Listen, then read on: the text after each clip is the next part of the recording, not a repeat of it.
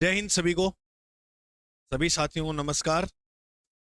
हम पढ़ रहे थे राज्य भारत का भूगोल, और भारत के भूगोल में टॉपिक कौन सा था? भौतिक प्रदेश। और भौतिक प्रदेश में प्रायद्वीप का पठार, उसमें अपनों ने अरावली को पढ़ लिया था पूरा। पक्का ना? चलो बताओ, अरावली की कुल लंबाई कितनी है? अरे वाह! अरावली कुल लंबाई 692 है। अरावली कितने राज्यों में फैली है? अरे वाह! अच्छा बताओ, सर्वाधिक विस्तार कहाँ है अरावली का? अरावली की माता किसे कहते हैं? अरावली का पिता किसे कहते हैं? अरावली का समापन कहाँ होता है? दिल्ली में रायसीन की। और रायसीन की पहाड़ी पर कौन सा भवन? राष्ट्रपति भवन। यानी हम टॉपिक पढ़ रहे थे भारत के भूगोल में भारत का भौतिक प्रदेश, ये टॉपिक था ना। और भौतिक प्रदेश में जो हम बात पढ़ रहे थे वो 3 नंबर पॉइंट की, और 3 नंबर था प्रायद्वीप पठार। फिर प्रायद्वीप को मैंने 2 भागों में बांटा था। नंबर 1 मध्यवर्ती उच्च भूमि, और दूसरा दक्कन का पठार। मध्यवर्ती उच्च भूमि। और इसके अंदर कुछ पढ़ रहे थे, जैसे हमने अरावली को पढ़ लिया ना अरावली को। अच्छा, अभी तक हमने किस किस को पढ़ा? एक तो अरावली पर्वतमाला को पढ़ा। अरावली के बाद हमने क्या पढ़ा? चलो ये बताओ, मालवा के पठार में कौन सी मिट्टी पाई जाती है? अरे मालवा, लवा, लावा, लावा मिट्टी किसे कहते हैं? काली को। कैसे काली? किस फसल के लिए उपयुक्त है? कपास के लिए उपयुक्त है। अब 2 तो पढ़ लिए। अब अपने C नंबर पढ़ेंगे विंध्याचल। बुंदेलखंड भी पढ़ा दिया था ना कल? अरे बुंदेलखंड पढ़ाया नहीं पढ़ाया? चलो लिखो।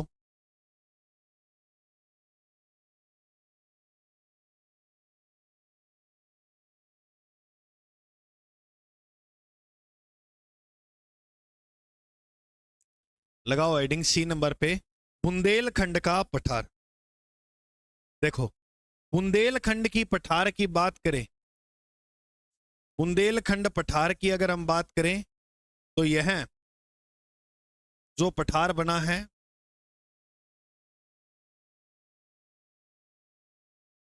ये प्राचीन नीच चट्टानों से बना है। एक तो ये बात लिखो।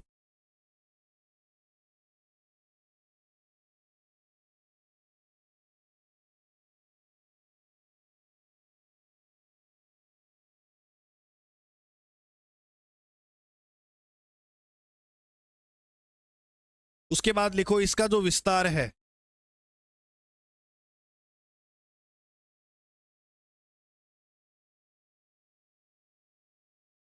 इसका जो विस्तार है वह यूपी व एमपी में है।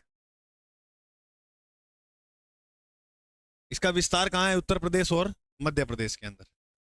लिख लीजिएगा इतनी बात। ये इतना ही है बुंदेलखंड।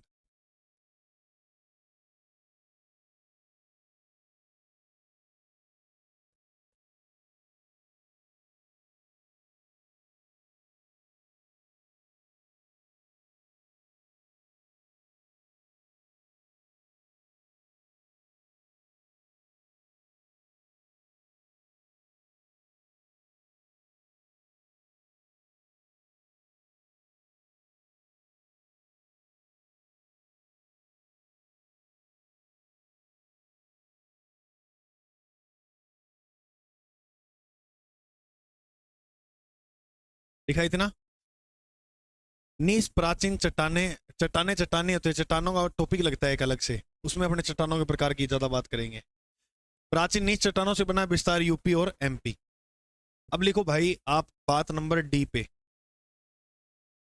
डी पे जो है उसका नाम है विंध्याचल पर्वतमाला।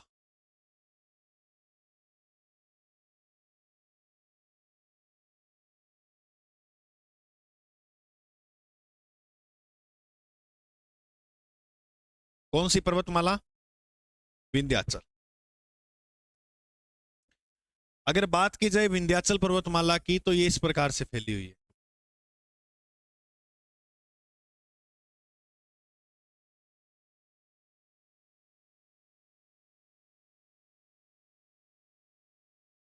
इस प्रकार से एक पर्वतमाला फैली है जिसका नाम क्या है, विंध्याचल।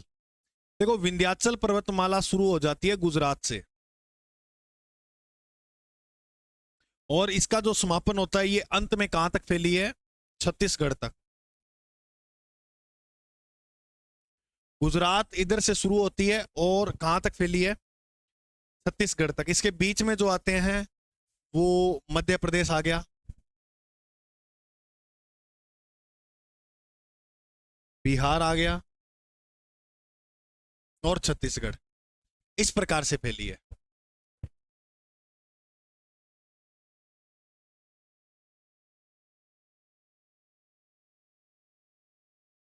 इसमें प्रमुख श्रेणियां हैं।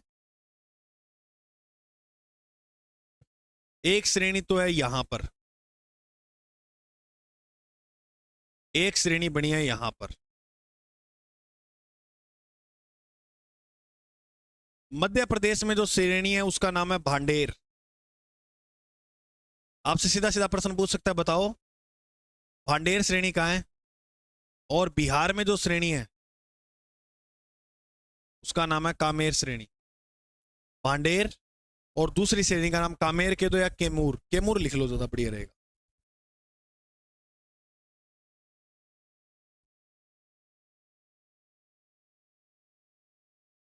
देखो ये जो विंध्याचल पर्वतमाला है, यहां पर ये जो चट्टानें पाई जाती हैं ये कठोर चट्टानें हैं।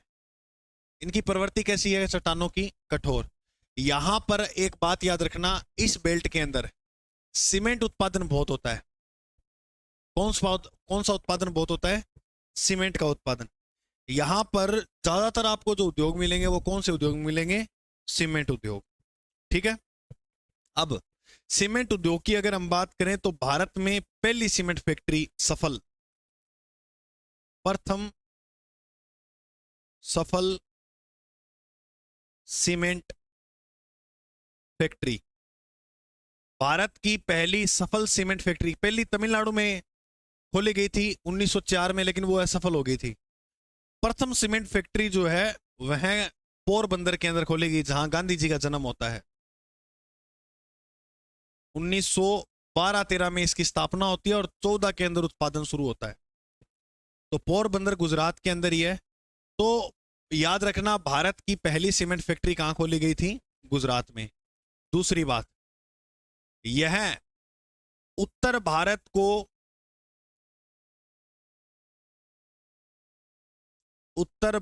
को दक्षिण भारत से अलग करने का कार्य भी करती है।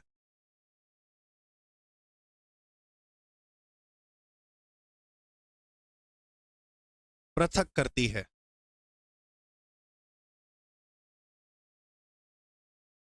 एक तो ये बात, इस अपने महान भारत में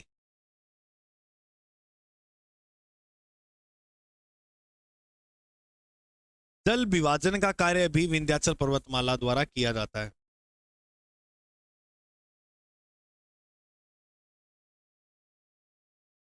महान भारती में जल विभाजन का एक भाग है। तो जल विभाजन करने में भी ये उपयुक्त मानी जाती है। जल विभाजन कैसे होता है, देखो मान लो ये बादल है,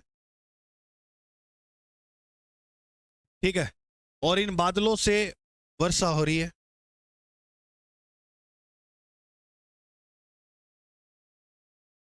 अब सुनो, ये पर्वतमाला इस प्रकार से बनी हुई है यहां।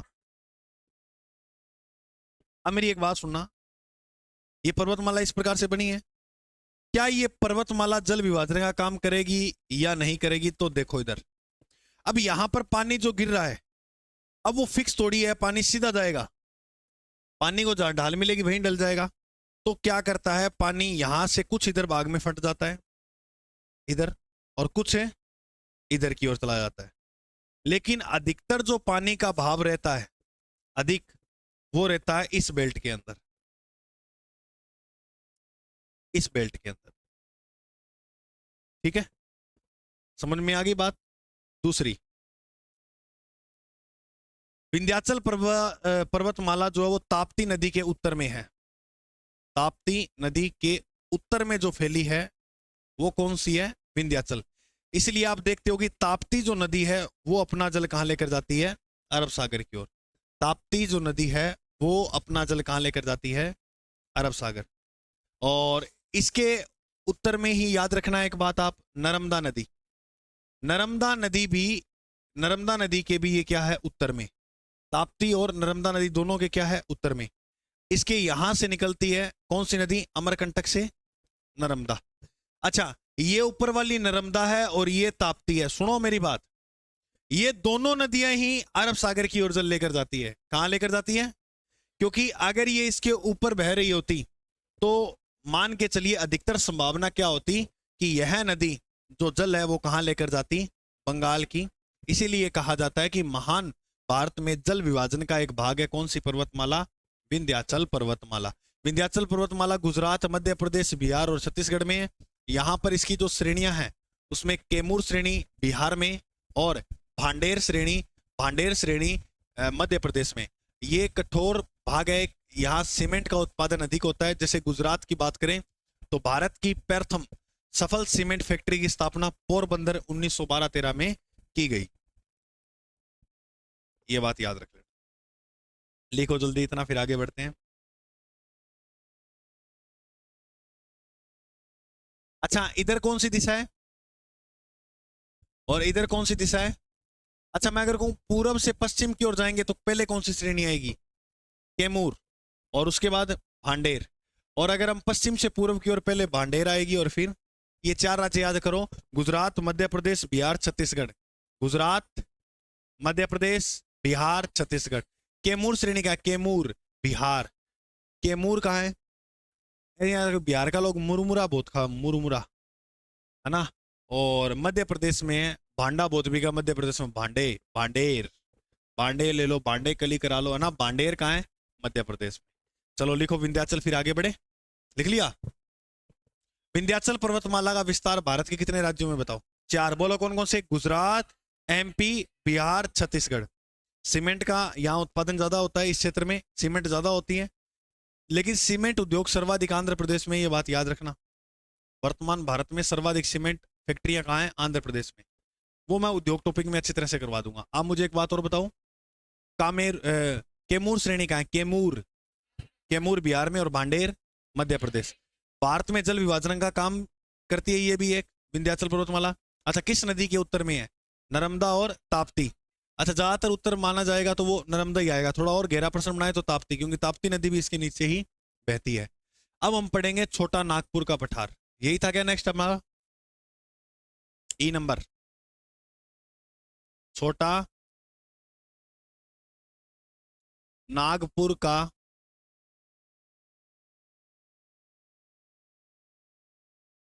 पठार। इसको समझना ये ज्यादा इंपॉर्टेंट है एग्जाम की दृष्टि से।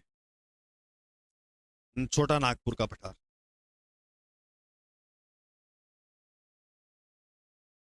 देखो, इस प्रकार से यहां फैला है।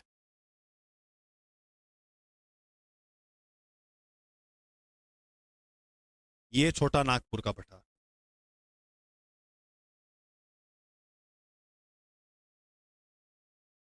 इतना बड़ा है सर? हाँ जी बिल्कुल, तीन तीन राज्यों में फैला हुआ है। कितने राज्यों में? तीन तीन, वेरी गुड।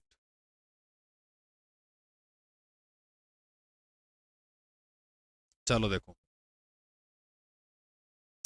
इसकी बात करें छोटा नागपुर के पठार की, तो यह रियल रूप से तो पश्चिम बंगाल और झारखंड में है,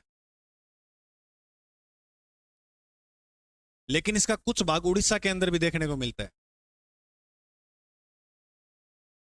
कुछ भाग कहां देखने को मिलता है? उड़ीसा में। अब इधर यहां एक नदी है, इधर से निकलती है झारखंड से। इस नदी का नाम है दामोदर नदी। कौन सी नदी? दामोदर नदी का जो बेल्ट है इसमें कोयला बहुत होता है। यहाँ क्या ज्यादा देखने को मिलेगा? कोयला। अब यहां से ये जो नदी है एक निकलती है यहां से, इधर से, और इस प्रकार ये नदी बहती हुई इस पठार को दो जो है वो असमान भागों में बांट जाती है। और ऊपर से एक नदी आई गंगा, और गंगा एक इधर भाग में गई, और ये जो गंगा नदी है वो एक इस भाग में चली गई इधर की ओर। समझो बात को ध्यान से। ये जो नदी थी इसका नाम क्या था?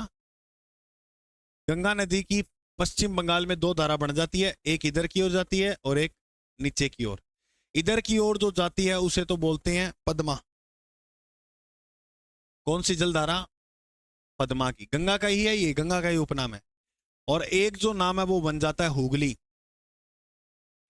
यहां इस नदी किनारे एक शहर है जिसका नाम है कोलकाता। बताओ कोलकाता किस नदी किनारे है? हुगली।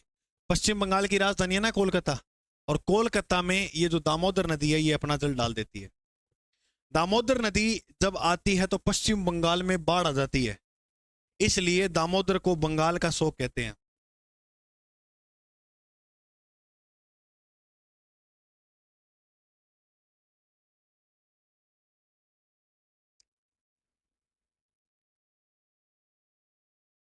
बंगाल का शोक किसे कहते हैं?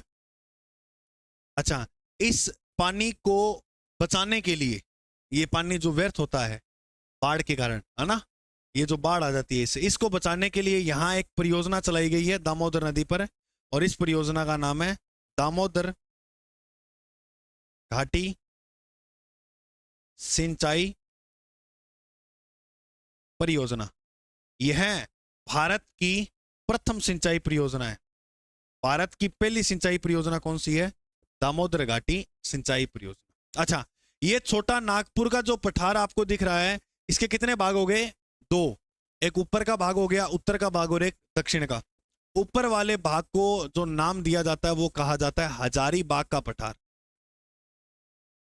हजारी बाग का पठार। और झारखंड की राजधानी क्या है? याद करवाई थी ना मैंने शुरू शुरू में। तो इसे कहते हैं रांची का पठार। रांची का। तो छोटा नागपुर पठार को दो भागों में बांटने वाली नदी कौन सी है? याद रखना, दो भागों में बांटने वाली नदी का नाम क्या है? दामोदर। दामोदर नदी इसको दो भाग में बांट जाती है। अब इसके बाद आगे और की जाए तो इसके ऊपर एक, यहां एक पर्वत है, इधर, इधर क्या बना है? एक पर्वत। और ऐसे कहा जाता है इस चोटी का जो नाम है इसका नाम है पारसनाथ। क्या नाम है? पारसनाथ। और याद ये बात रखनी है कि छोटा नागपुर पठार की सबसे ऊंची चोटी कौन सी है? पारसनाथ। लगभग 1365 या 1366 मीटर ऊंची। तो याद रखना, छोटा नागपुर पठार की सबसे ऊंची चोटी का जो नाम है वो क्या है? पारसनाथ। अब बताओ सर पारसनाथ चोटी कहाँ है? देखो, ये अधिकतर छोटा नागपुर का पठार है ना वो झारखंड में है, तो पारसनाथ जो चोटी है वह भी कहां होगी? झारखंड के अंदर। तो छोटा नागपुर पठार की सबसे ऊंची चोटी का प्रश्न आया हुआ है, याद रखना कौन सी है? पारसनाथ। और पारसनाथ कहाँ है? झारखंड में। ठीक है, ये लिख लो।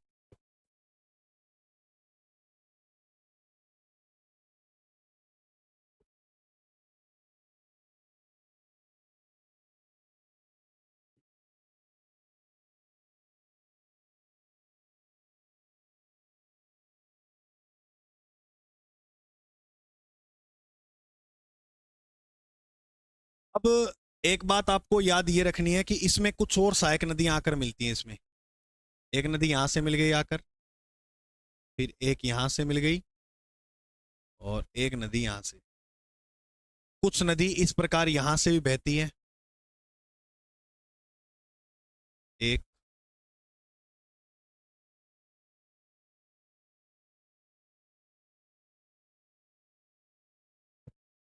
इस प्रकार से छोटा नागपुर पठार से कुछ नदियों का क्या होता है? उद्गम।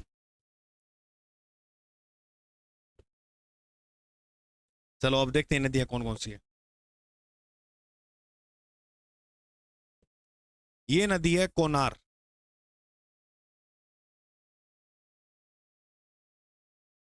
बोकारो नदी झारखंड की यही है। और बराकर नदी, ये तो नदी उत्तर से आकर मिलती है। कोनार, बोकारो और बराकर, ये नदी कहां से आती है? उत्तर से। ये मेकाल से निकलती है, इस नदी का नाम है महानदी। ये वाली जो नदी है इसका नाम क्या है? महानदी। याद रखना, इसका नाम हो गया महानदी।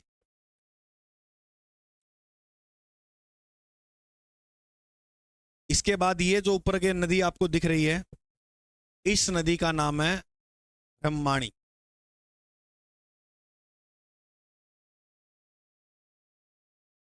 कौन सी नदी हो गई ये? बरमाणी। इस नदी का नाम है बैतरनी नदी, और इस नदी का नाम है स्वर्ण रेखा।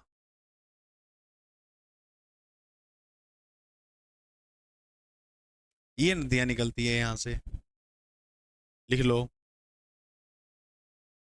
तो छोटा नागपुर पठार, ऐसे प्रश्न बन सकता है बनने को कि छोटा नागपुर के पठार के संबंध में कोई नदी नहीं है। मान लो एक ऑप्शन में दे दिया कोनार, एक में दे दिया बोकारो, एक में दे दिया ब्रह्माणी, एक में दे दिया ताप्ती, तो क्या उत्तर करोगे? ताप्ती। ताप्ती का संबंध है क्या इससे? नहीं है।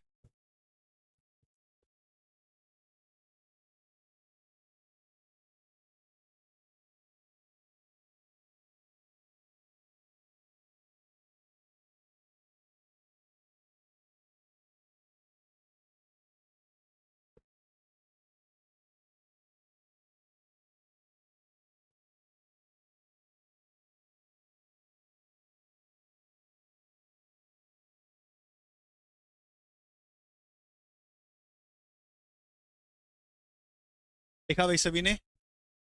अब देखो आगे, यही जो छोटा नागपुर का पठार है, देखो आपने एक बात पढ़ी हो कि भारत में सर्वाधिक जो खनिज वगैरह वो कहाँ पाई जाती हैं? झारखंड में। भारत में सर्वाधिक जो खनिज वगैरह के भंडार मिलते हैं वो कहाँ देखने को मिलते हैं? झारखंड में। और ये पठार कहाँ फैला हुआ है? झारखंड में है। ओके, ये इस प्रकार से फैला है।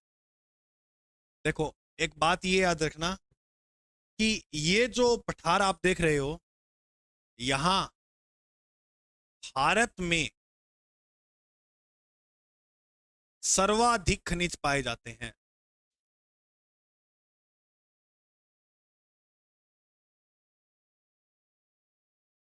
पाए जाते हैं।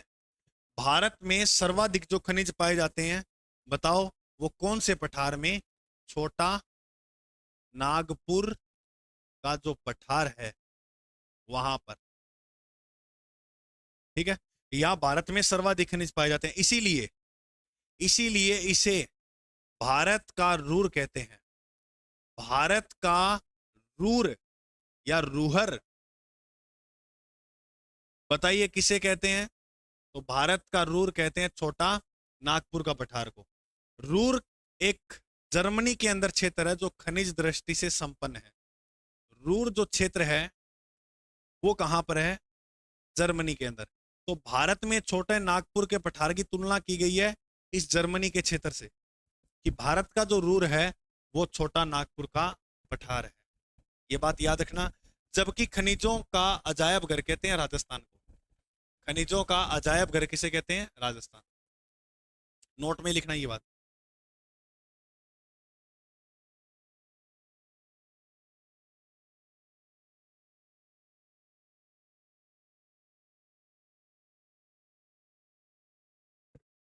खनिज के अजायब घर की बात की जाए तो आप नाम याद रखोगे, राजस्थान। राजस्थान को खनिजों का अजायब घर कहा जाता है। अब देखो ये छोटा नागपुर का पठार, मैंने कहा ना खनिज दृष्टि से बहुत फेमस है। तो छोटे नागपुर के पठार के अंदर यहां इस प्रकार से आपको भंडार देखने को मिलेंगे खनिजों के। खनिजों के क्या देखने को मिलेंगे? ये रहा, ये इस प्रकार से अलग अलग जगह भंडार देखने को मिलेंगे। यहां पर अगर मैं आपको बात बताऊं तो ज्यादा होता है लोहा। क्या निकलता है? लोहा। एल्यूमिनियम, क्योंकि यहाँ कठोर चट्टानें यहां भी देखने को मिलती है। इनमें क्या निकलता है? लोहा, एल्यूमिनियम। और मैंने कहा था ना दामोदर नदी के आसपास का क्षेत्र, वहां क्या निकलेगा सबसे ज्यादा? कोयला। लोहा हो गया, एल्यूमिनियम, कोयला, तांबा। तांबा के बाद आप याद कर लेना इसमें अभ्रक वगैरह और भी जो है इसके अंदर अपने को देखने को मिलते हैं, निकलते हैं काफी। ठीक है, अब बात करते हैं लोहे के लिए कौन सी खान फेमस है। तो याद रखना हजारीबाग। अभी पढ़ा ना हजारीबाग ऊपर। हजारीबाग भी कहाँ है? झारखंड के अंदर।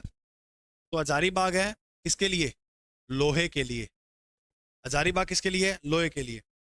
अच्छा, नियम के अनुसार जादू दिखाना है, जादू घोड़ा। और जादू घोड़ा की खान जो है वो भी कहाँ है? झारखंड। नियम के अनुसार क्या दिखाना है? जादू।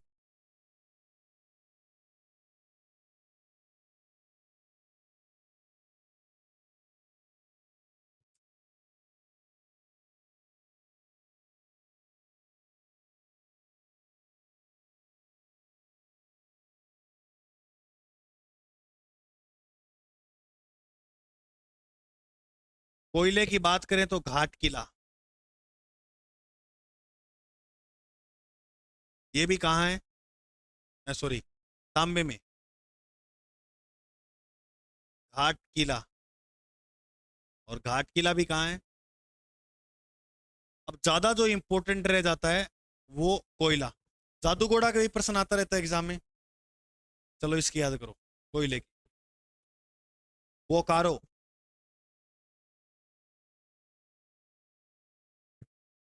बोकारो के बाद याद रखना Jharia. Number 1 Bokaro, number 2 Jharia, number 3 पे गिरिडीह है। नंबर 3 पे गिरिडीह है और कर्णपुरा। ये तो सारे की सारी जो खान है वो तो है झारखंड में। उसके अलावा भी सर कोयला और जगह से निकलता है क्या? मैंने कहा था ना दामोदर घाटी वाला क्षेत्र है, तो दामोदर घाटी झारखंड में भी और पश्चिम बंगाल के अंदर भी है ना। और इसका कुछ भाग जो है वो उड़ीसा के अंदर भी फैला हुआ, छोटा नागपुर के पठार का। तो कुछ खाने जो है वो उड़ीसा के अंदर भी मिलेंगे, जैसे नाम आता है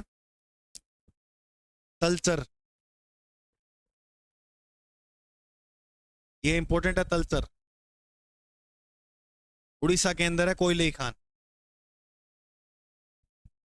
तलचर किसकी खान है? कोयले की, उड़ीसा में। और एक खान याद रखना कोरवा, ये है छत्तीसगढ़ में।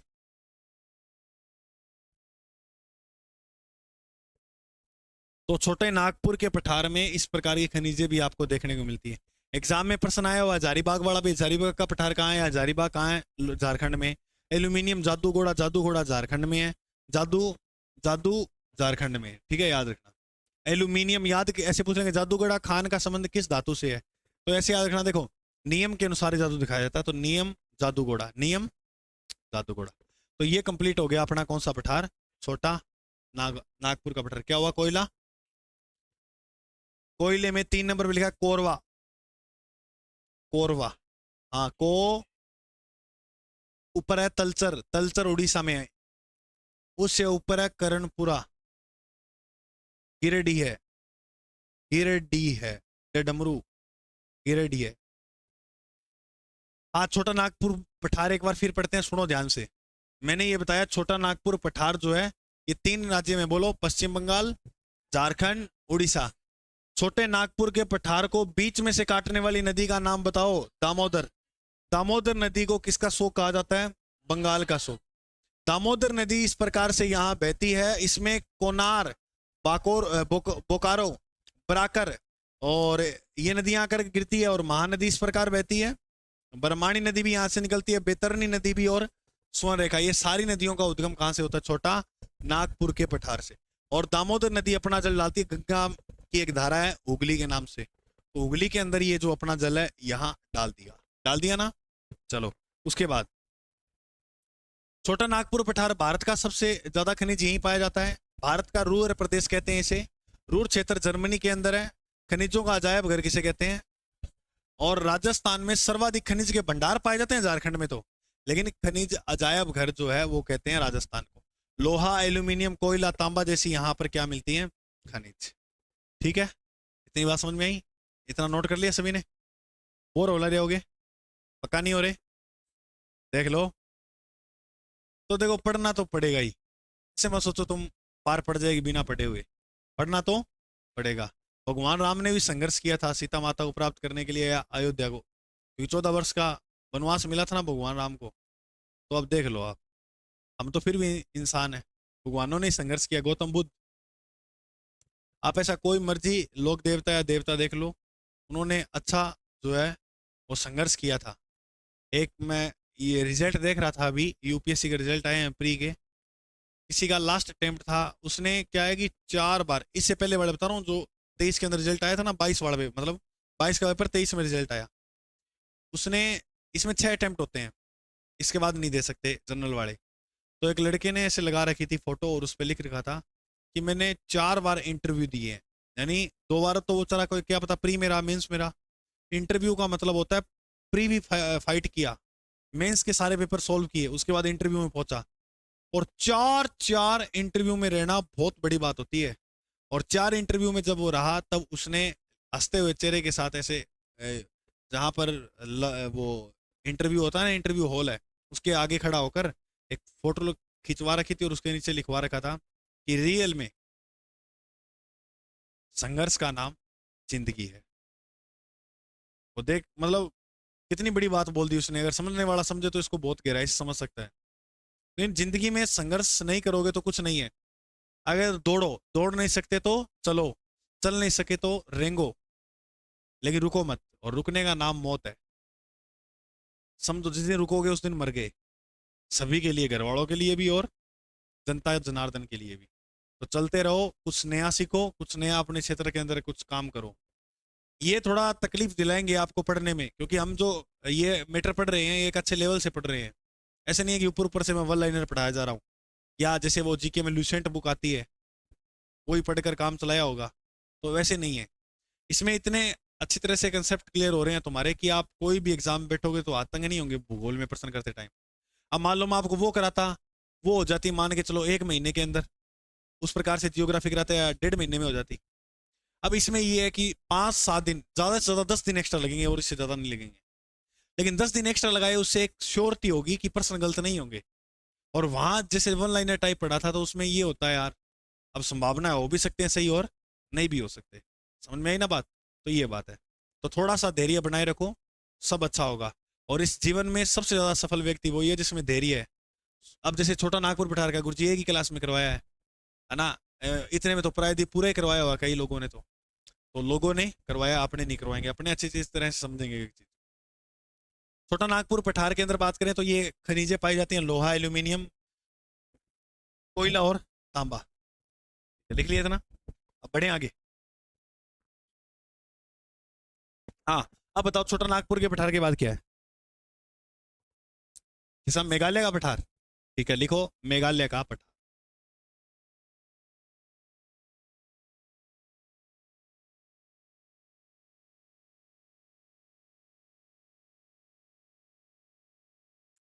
देखो मेघालय का पठार जो हमसे अलग हुआ है, जैसे इस प्रकार से ये भारत है और भारत का ये जो हिस्सा है इस प्रकार से यहां,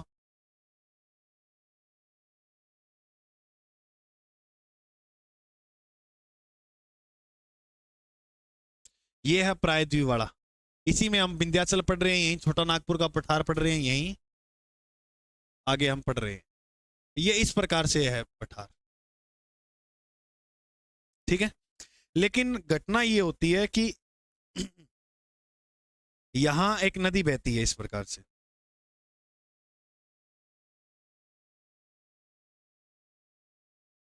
और उस नदी ने इस पठार को कितने भागों में बांट दिया? 2। अच्छा, इधर वाला जो है ये कौन सा है? प्रायद्वीप। और इधर ये जो है ये कौन सा है? मेघालय। मेघालय का पठार। और ये नदी कौन सी है? गंगा नदी। तो हम क्या लिखेंगे कि मेघालय का जो पठार है यह गंगा नदी के भ्रंशण से अलग हुआ है।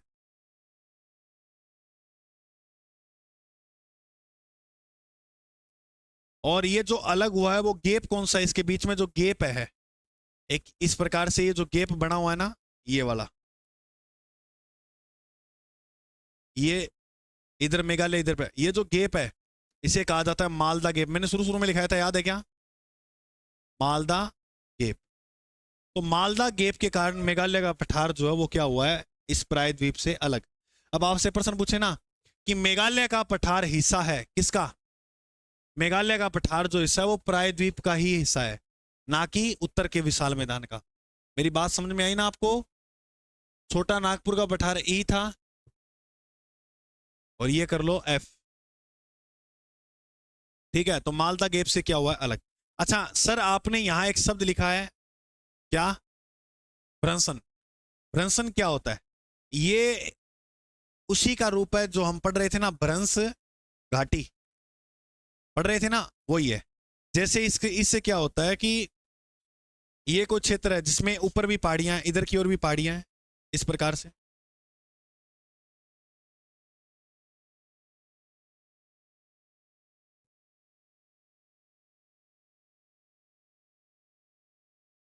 और इस प्रकार से यहां भी पहाड़ियां बनी हुई हैं,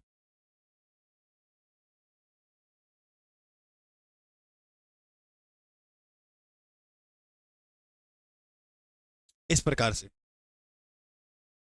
अब देखो, इसके बीच में एक नदी बह रही है,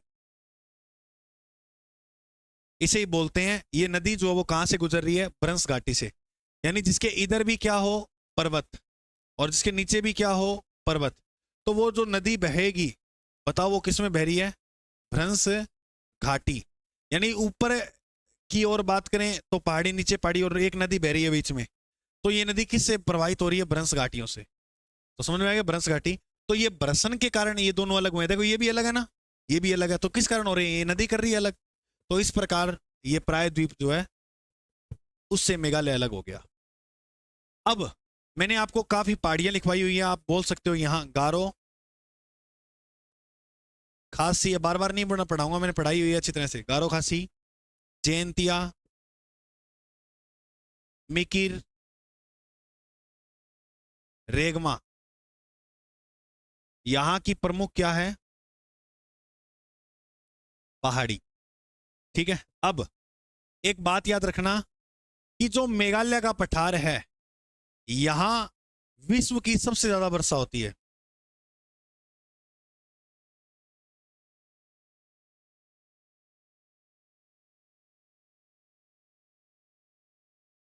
तो विश्व में बताओ सबसे ज्यादा वर्षा कहां होती है? मेघालय के पठार। और मेघालय में एक स्थान है मासिन राम। तो बताओ दुनिया की सबसे ज्यादा वर्षा कहां होती है? मासीराम, मेघालय के अंदर। मासीराम मेघालय में दुनिया की सबसे ज्यादा वर्षा होती है। अब ये जो मेघालय का पठार बना है इसके ऊपर यहां एक पर्वत है, एक चोटी है इधर। इस चोटी का नाम है नोकरेक। क्या नाम है? नोकरेक। नोकरेक मेघालय के पठार की सबसे ऊंची चोटी है। मेघालय के पठार की सबसे ऊंची चोटी। तो बताओ जल्दी, मेघालय के पठार की सबसे ऊंची चोटी का नाम क्या है? नोकरेक। लगभग 1412 मीटर ऊंची है। कितनी ऊंची है? 1412 मीटर।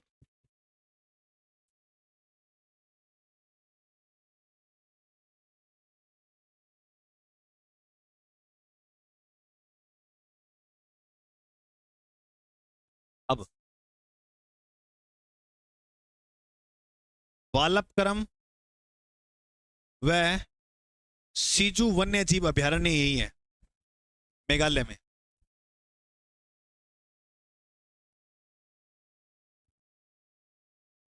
एक तो ये अभ्यारण्य याद रखना।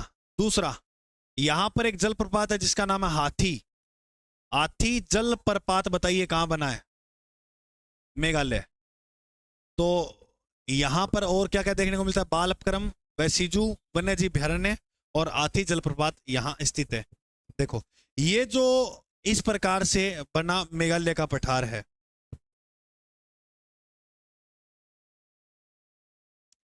मेघालय के पठार का जो दक्षिणी भाग है इस प्रकार से ये वाला, मेघालय के पठार का कौन सा भाग है? दक्षिणी। इस दक्षिणी की भाग का नाम जो दिया जाता है वो वार कंट्री।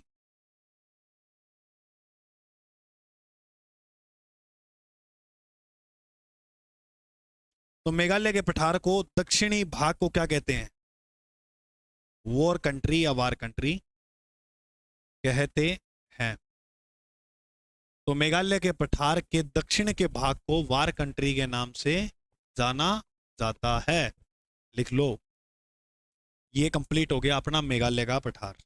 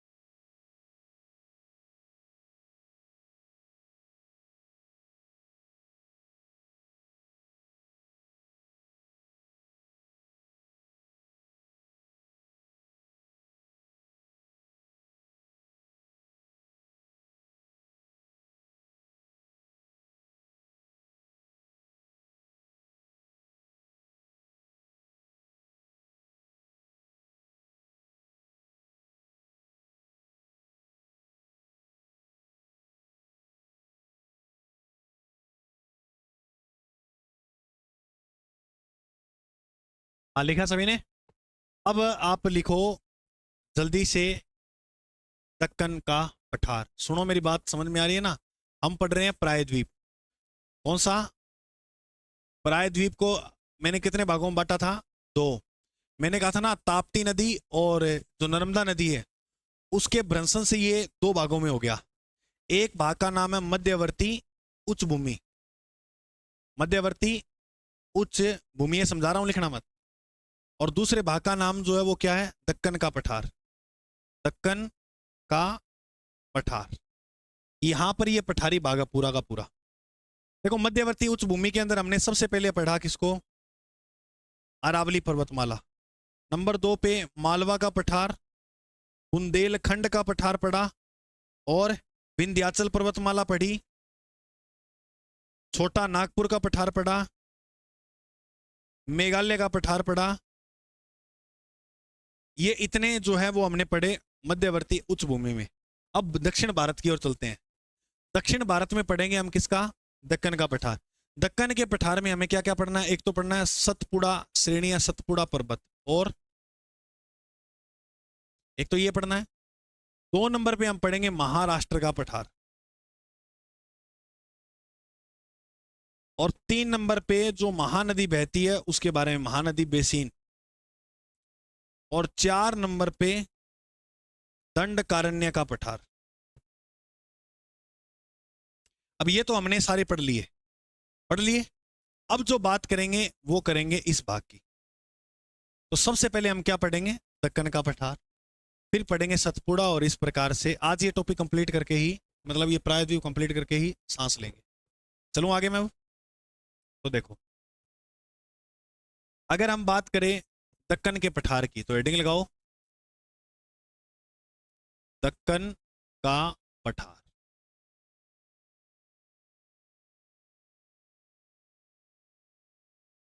देखो दक्कन का पठार जो है वो इस प्रकार से फैला हुआ भारत में।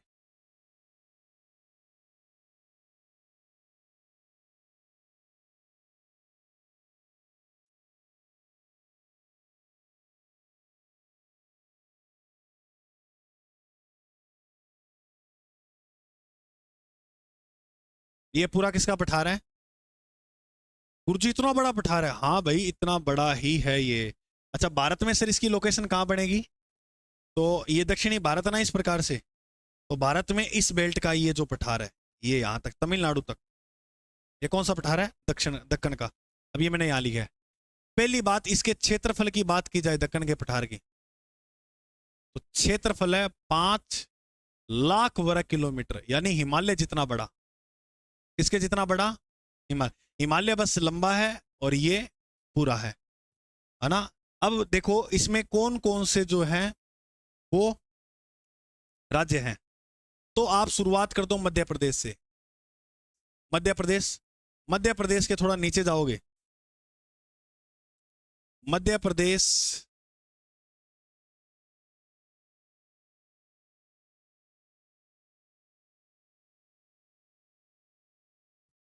तो ये हो गया मध्य प्रदेश, हो गया। मध्य प्रदेश के बाद आपको याद रखना है इधर की ओर महाराष्ट्र, और महाराष्ट्र के बाद आपको याद रखना है नीचे कर्नाटक, और फिर इधर की ओर आ जाओ तमिलनाडु। तमिलनाडु के ऊपर है आंध्र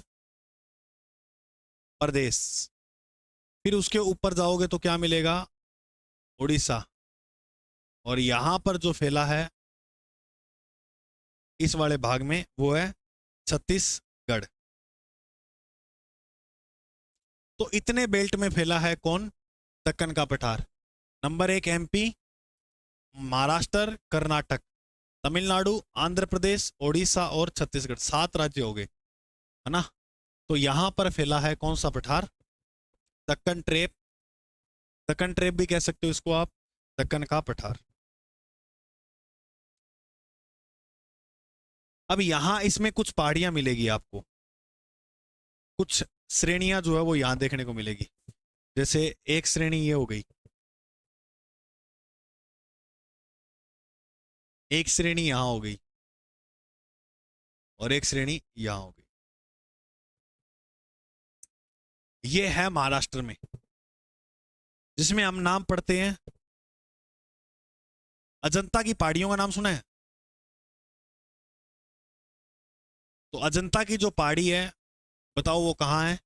तो वो है दक्कन के पठार में, हरीश चंद्र की पहाड़ी। ये महाराष्ट्र में है भाई ना, अजंता की पहाड़ी महाराष्ट्र में, हरीश चंद्र पहाड़ी और सतमाल पहाड़ी या सतमाला पहाड़ी, ये सारी जो है वो यहाँ की प्रमुख पहाड़ियां हैं दक्कन के पठार की। अब अगर बात की जाए दक्कन के पठार की, तो यहां पर जो मिट्टी पाई जाती है मृदा, इस भाग में मिट्टी कौन सी पाई जाती है? काली। और काली मिट्टी में कौन सी फसल बोई जाती है? कैसे काली, कैसे कपास के लिए उपयोगी है।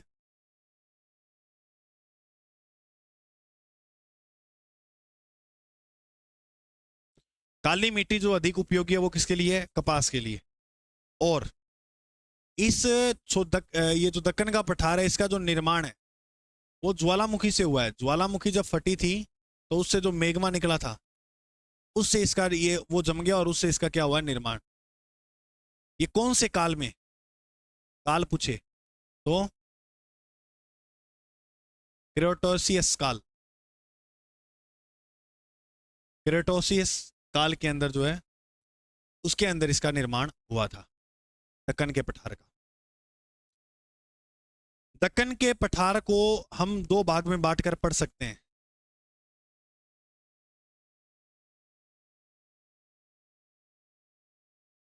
अब आपसे ये प्रश्न पूछ सकते हैं, बताओ कर्नाटक का पठार किसका हिस्सा है? तो इसी का हिस्सा, ये बात याद रखना। नंबर 1 पर हो गया कर्नाटक का पठार, और नंबर 2 पर हो गया आंध्र प्रदेश नंबर 2 पर हो गया आंध्र प्रदेश व तेलंगाना का पठार। अच्छा, इसमें तेलंगाना भी है, ऐड कर लेना। तेलंगाना का भी कुछ भाग है, ठीक है। नहीं, आंध्र प्रदेश व तेलंगाना का पठार। अच्छा, ये आंध्र प्रदेश वाला जो पठार है, इसके मध्य से एक नदी गुजरती है। इस नदी का नाम है कृष्णा नदी। तो यहां से गुजरने वाली जो नदी है उसका नाम क्या है? कृष्णा। तो यहां की प्रमुख नदी हो गई कृष्णा, लिख लो। अब ये दक्कन का पठार हमारा जो है वो आगे पढ़ते हैं। अब इसको इतना पूरा हो गया।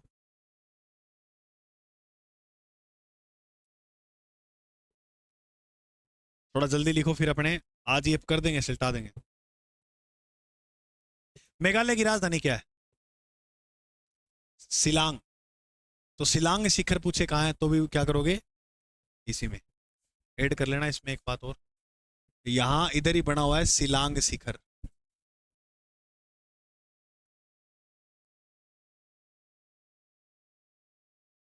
ये भी एक ऊंची पर्वत चोटी है। शिलांग शिखर जो है ना, वो भी एक ऊंची पर्वत चोटी है।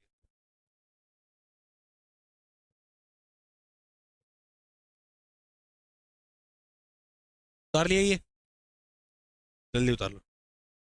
बस अब थोड़ा ही रह गया, सिंपल है, ये हो जाएगा कंप्लीट।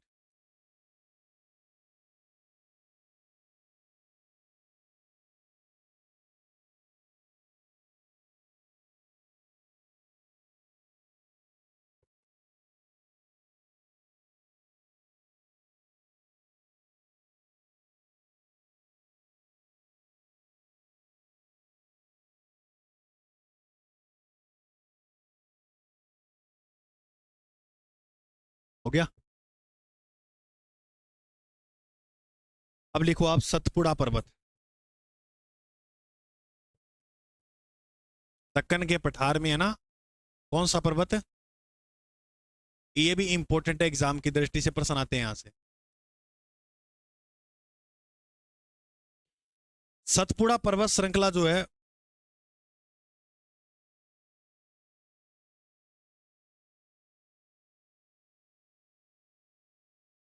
और यहां आपको कुछ पर्वत देखने को मिलेंगे, जैसे ये हो गया।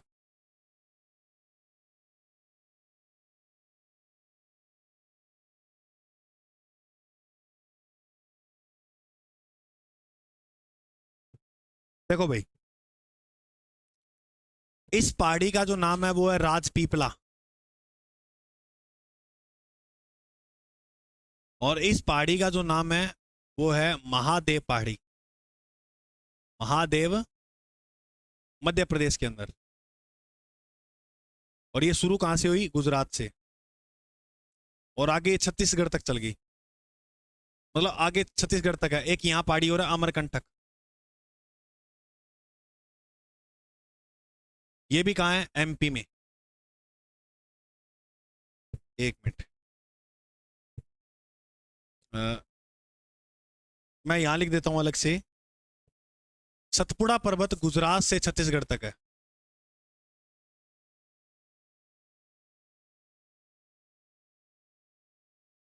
कहां से कहां तक है? गुजरात से छत्तीसगढ़ तक। अब देखो, महादेव की जो पहाड़ी बनी है, इसी महादेव पहाड़ी पर एक चोटी बनी है, महादेव पहाड़ी पर। और इस चोटी का जो नाम है वो है धूपगढ़ या धूपगढ़ी।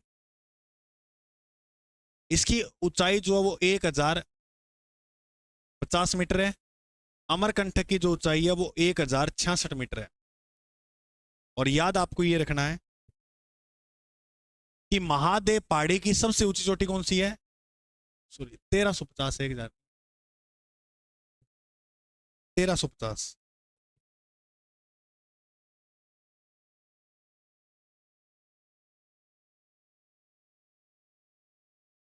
ये 1350 मीटर ऊंची है। और आपको प्रश्न जो याद रखना वो ये रखना है कि धूपगढ़ी जो श्रेणी है वह सतपुड़ा पर्वत की सबसे ऊंची चोटी है। सतपुड़ा पर्वत की सबसे ऊंची चोटी कौन सी? ये प्रश्न आया हुआ है एग्जाम में, बताओ। सतपुड़ा पर्वत की सबसे ऊंची चोटी का नाम क्या है? धूपगढ़ी, 1350 मीटर। कहां पर है? मध्य प्रदेश में। अच्छा, किस पहाड़ी पर बनी हुई है ये महादेव की पहाड़ी पर। और महादेव की पहाड़ी पर ही एक स्थान है यहाँ, पंचमढ़ी। ये एक पर्यटन स्थल है। पंचमढ़ी जो है वो एक तरह से क्या है? पर्यटन। इसे भारत का हनीमून पॉइंट भी कहते हैं। तो याद रखना, पंचमढ़ी जो है वो एक तरह से पर्यटन स्थल है। क्लियर? सतपुड़ा पर्वत गुजरात से छत्तीसगढ़ तक है। पश्चिम से पूर्व की ओर जाएंगे तो पहाड़ियों का क्रम ऐसे मिलेगा: राजपीपला, महादेव और अमरकंटक पहाड़ी।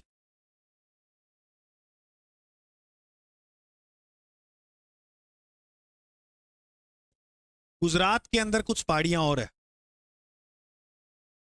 इसमें नाम आता है वारदा पहाड़ी, मांडव्य पहाड़ी और गिरनार पर्वत, गिर पहाड़ी। अच्छा, गिर पहाड़ी के साथ गिर वन भी है क्या? अरे, गिर वनों का नाम सुना है? बहुत फेमस है भारत के अंदर गिर वन, तो गुजरात के अंदर ही है। यह एशियाई शेर के लिए फेमस है। एशियाई शेर कहां पाए जाते हैं? गुजरात में। कहां पर? गिर वन के अंदर। हाँ, गुजरात में भी। कहां? गिर वन में। तो एशियाई शेरों के लिए फेमस जो स्थान है वो है गिर वन। गिरनार पर्वत जो है, गिरनार पर्वत, यहां एक झील बनी हुई है गिरनार पर्वत के पास, एक झील बनी है और इस झील का नाम है सुदर्शन। सुदर्शन झील जो है वो गुजरात के अंदर है, गिरनार पर्वत के पास।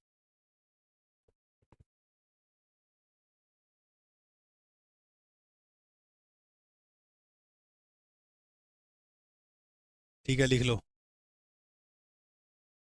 अच्छा, सबसे ऊंची चोटी तो सर आपने धूपगढ़ी दिखा दी, तो दूसरी सबसे ऊंची चोटी पूछे तो कौन सी करोगे? सतपुड़ा पर्वत की अमरकंटक। और इसी अमरकंटक चोटी से एक नदी का और उद्गम होता है। बताओ नदी कौन सी है वो? बता दोगे? मैं बता दूं या आप बताओगे? नहीं नहीं, तो आप बताओ। मैं बता दूं या आप बताओगे? नहीं नहीं, आप बताओ। नदी का नाम है, नर्मदा नदी का उद्गम जो होता है वो मध्य प्रदेश से होता है, अमरकंटक की पहाड़ियों से।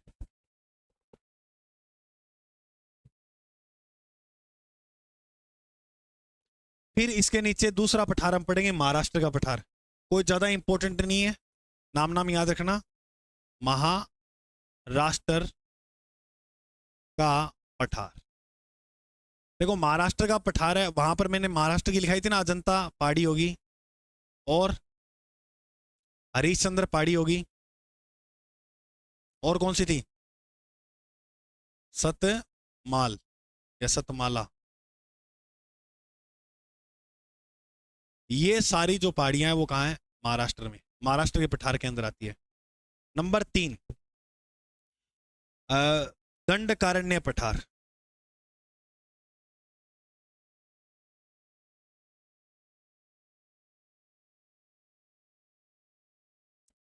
अंतिम और लास्ट, महानदी बेसिन जो है ना, वो महानदी वाले में पढ़ लूंगा, पढ़ा दूंगा मैं अच्छी तरह, है ना, बटे सुना लो। अभी आप लिख लो सीधा सीधा, दंडकारण्य का पठार।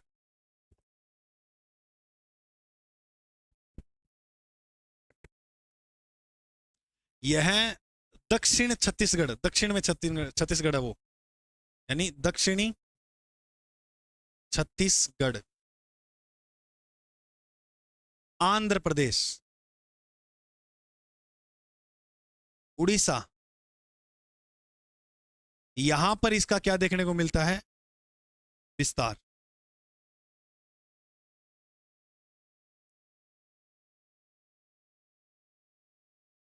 दक्षिण छत्तीसगढ़ में इसे बस्तर का पठार कहा जाता है? क्या कहते हैं? बस्तर का पठार। तो दंडकारण्य पठार को दक्षिण छत्तीसगढ़ में क्या कहते हैं? बोलो। बस्तर का, बकरी वाला आएगा। बस्तर का पठार। और यहाँ की प्रमुख नदी है इंद्रावती, छत्तीसगढ़ में प्रवाहित होती है इसी पठार में से।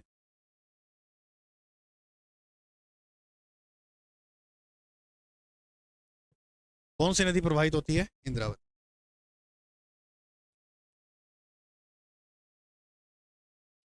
लास्ट और अंतिम,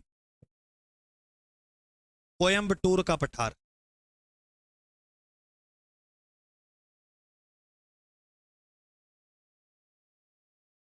बस इतना याद रखना है कहाँ। कोयम्बटूर का पठार कहाँ है? तमिलनाडु के अंदर। यहाँ पर कपड़ा वगैरह जो है वो बहुत होता है। कोयम्बटूर को दक्षिण भारत का मैनचेस्टर कहते हैं, ये बात याद रखना। ये प्रश्न एग्जाम में आया हुआ है। भारत का मैनचेस्टर तो कहते हैं अहमदाबाद को, और उत्तर भारत का मैनचेस्टर कहते हैं कानपुर को, लेकिन दक्षिण भारत का मैनचेस्टर पूछे तो किसे कहते हैं? कोयम्बटूर, तमिलनाडु में है। ये कंप्लीट हो गया हमारा कौन सा? प्रायद्वीप जो हिस्सा था वो पूरा। कल हम पढ़ेंगे तटीय प्रदेश, ठीक है? हाँ। क्लास कैसे लगी पहले ये बताओ आप सभी। हाँ हाँ, अच्छी गुरु जी, अच्छी क्लास, अच्छी। चलो ठीक है, देखो ये मेहनत आज कर रहे हो आप एक दिन, और हंसी बनकर जो है वो रंग लाएगी ये, है या नहीं? और उस दिन जोर जोर से रोना। वाह भाई, अच्छी जियोग्राफी पढ़ी थी, ठीक है? चलो आज के लिए जय हिंद, मिलते हैं अपने नेक्स्ट क्लास में। हाँ।